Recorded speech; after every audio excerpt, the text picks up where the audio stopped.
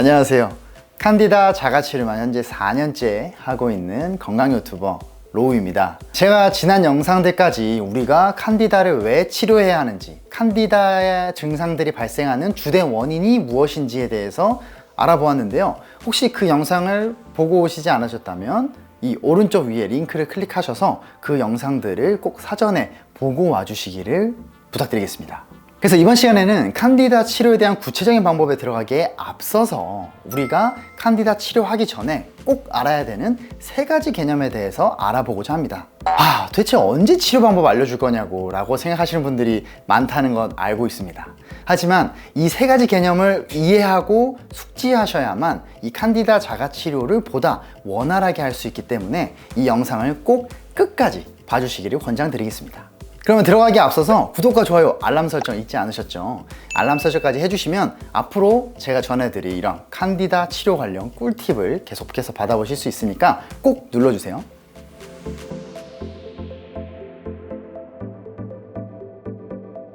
먼저 칸디다 치료에서 알아야 할 첫 번째 개념은 바로 바이오필름입니다. 바이오필름은 간단하게 말해서 박테리아나 곰팡이가 스스로를 지키기 위한 보호막이라고 생각하면 됩니다. 그림에서 보시는 바와 같이 칸디다는 그들을 보호하는 끈끈한 탄수화물 덩어리, 즉 다당류 매트릭스 안에서 생존을 하고 있습니다.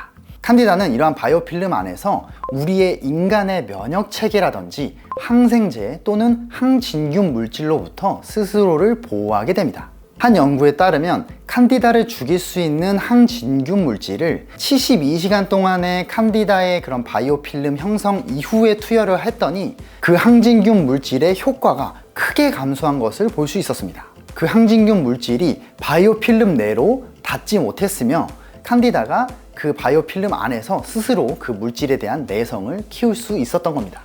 그렇다면 이러한 바이오필름은 무엇을 기반으로 생성이 될까요? 다른 연구에 따르면 칸디다 바이오필름은 탄수화물과 단백질, 그리고 이 둘이 결합한 당단백, 다른 말로 헥소사민이라고 하는 물질 등으로 이루어져 있다고 합니다. 그 중에서 약 32%를 차지하는 것이 바로 포도당입니다. 그러니까 우리가 탄수화물, 즉 설탕 같은 정제 탄수화물을 먹게 되면 칸디다 증상이 심해지는 이유가 바로 포도당이기 때문이겠죠. 그래서 칸디다는 포도당을 이용해서 스스로 번식과 생존을 하지만 동시에 이렇게 바이오필름을 구축해서 본인의 생존 체계를 만든다, 이렇게 이해하시면 될 것 같습니다. 그래서 칸디다가 좋아하는 먹이가 바로 설탕인 것입니다. 그러니까 설탕은 본인들이 생존하고 번식할 수 있는 주된 에너지원일 뿐만 아니라 이렇게 본인들을 보호하는 바이오필름의 주된 재료이기 때문에 칸디다가 좋아할 수밖에 없는 거죠.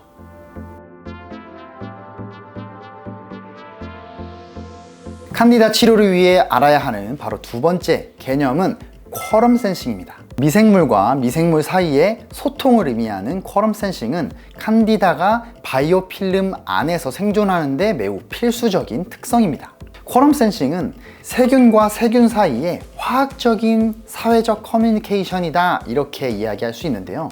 칸디다는 이러한 쿼럼 센싱을 통해서 서로 간의 화학 신호를 주고받게 되고 각 군락에 있는 정족수를 감지하고 그리고 집단 행동을 통해서 병적인 증상을 유발하게 됩니다. 그래서 쿼럼 센싱은 칸디다에게 3가지 의미를 갖습니다. 먼저 쿼럼 센싱을 통해 칸디다는 과도한 번식을 제한해서 인간의 면역계로부터 탐지되지 않는 시스템을 갖추게 됩니다.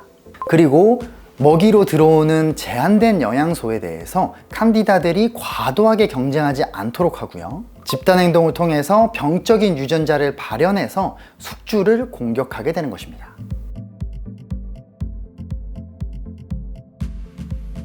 네, 그리고 칸디다 치료에서 알아야 할 3번째 개념은 바로 다이오프 증상입니다.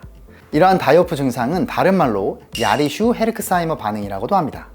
악성 세균이나 박테리아 등 미생물들이 죽을 때 방출하는 엔도톡신이라고 하죠. 이러한 내독소들이 일으키는 다양한 신체 증상들을 의미합니다. 참고로 과거에 칼 헤르크사이머 그리고 아돌프 야리슈라고 하는 박사가 매독을 치료하는 과정에서 발견했다고 해서 붙여진 이름입니다. 그래서 우리가 칸디다를 치료하는 과정에서 항진균제를 섭취하게 될 건데요. 그때 칸디다가 죽으면서 다양한 내독소들을 내뿜게 됩니다. 그래서 이런 내독소들이 우리의 혈액을 타고 돌면서 우리의 신체 기관과 국소적인 부위에 다양한 증상들을 발현시킬 수 있는데요. 그 증상들은 다음과 같습니다. 먼저 피부에 가장 많이 발현이 되는데 여드름으로서 발현이 많이 되고요. 그리고 두통이나 멀미, 오한, 구토 등의 증상이 있을 수 있습니다. 또한 갑작스러운 열이나 땀이 많이 나거나 장내에 가스, 설사, 변비 등을 일으킬 수 있습니다. 심하면 관절 통증까지 올 수 있다고 합니다. 그래서 우리가 칸디다를 치료하는 과정에서 이러한 다이오프 증상들을 최소화시키는 것이 매우 중요하고요. 이런 다이오프 증상들로부터 우리 몸을 회복시키는 것 역시나 매우 중요하다고 말씀드릴 수 있겠습니다. 네, 지금까지 칸디다 치료를 위해서 알아야 하는 3가지 개념에 대해서 알아보았는데요. 이러한 특성들, 바이오필름, 코넌센싱, 그리고 다이오프 증상들을 통해서 칸디다는 우리 몸에서 더 길게 생존할 수 있게 됩니다. 그래서 이러한 특성들 때문에 칸디다를 우리 몸에서 전부 사멸시키는 것, 이런 것은 사실상 좀 불가능하다 이렇게 말씀을 드리고 싶어요. 그럼 이거 왜 알아야 되냐? 왜냐하면 어쨌거나 우리는 칸디다로 인한 병적인 증상을 완화하는 데 집중을 해야 한다. 그리고 그것들을 완화하기 위해서 이러한 개념들을 꼭 숙지하고 이해하고 있어야 된다.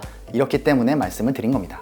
그럼 다음 영상부터는 제가 본격적으로 칸디다 치료에 대한 부분을 다뤄보도록 하겠습니다. 그때 이런 개념들이 쏙쏙 나오니까 아마 더 이래서 이런 얘기를 했었구나 라고 이해하실 수 있을 거예요. 그럼 마치기 전에 구독과 좋아요, 알람 설정 모두 누르셨죠? 네, 다음 영상에서 보다 구체적인 치료 방법으로 만나 뵙도록 하겠습니다. 시청해주셔서 감사합니다. 안녕.